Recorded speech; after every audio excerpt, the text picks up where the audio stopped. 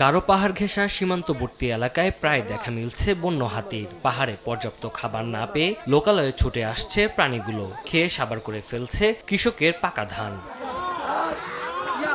শেরপুরের শ্রী বড়দি, ঝিনাইগাতি ও নালিতাবাড়ির গারো পাহাড়ে ধান পাকার সময় দল বেঁধে নেমে আসে বন্য হাতির দল। হাতির আক্রমণ ঠেকাতে আগুন জ্বালিয়ে ঢাকঢোল পিটিয়েও শেষ রক্ষা করা হচ্ছে না কৃষকের কষ্টের ফসল। সম্প্রতি হাতির আক্রমণ বেড়ে যাওয়ায় কাঁচা পাকা ধান কেটে বাড়ি নিয়ে যাচ্ছেন কৃষকরা। এতে কাঙ্ক্ষিত ফলন না পাওয়ায় আর্থিক লোকসান গুনতে হচ্ছে তাদের। আমাদের পাহাড় এলাকা, হাতি অনেক অত্যাচার করে, ফসল আমরা সঠিকভাবে পাকায় নিতে পারি না। পাহাড়ের একদিকে হাতি থাকতো, অপর দিকে আমরা থাকতাম। হাতির অত্যাচারের জন্য আসলে আমরা এই কাঁচা ধান কাটা লাগতেছে।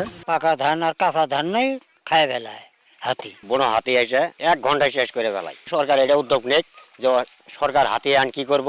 হাতির আক্রমণে ফসল রক্ষায় ধান 80% পাকলে কেটে ফেলার পরামর্শ কৃষি বিভাগের। আমরা প্রতিনিয়ত সংশ্লিষ্ট জায়গায় আমরা পরিদর্শন করতেছি।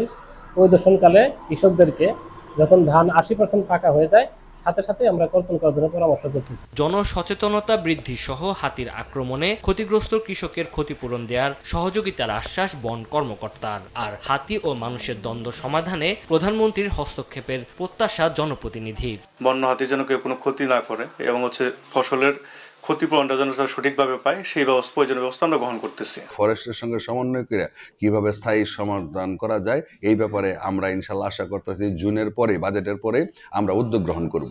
বন বিভাগের তথ্য মতে 3 উপজেলায় 3টি দলে বিভক্ত হয়ে প্রায় শতাধিক হাতি রয়েছে। সময় সংবাদ, শেরপুর।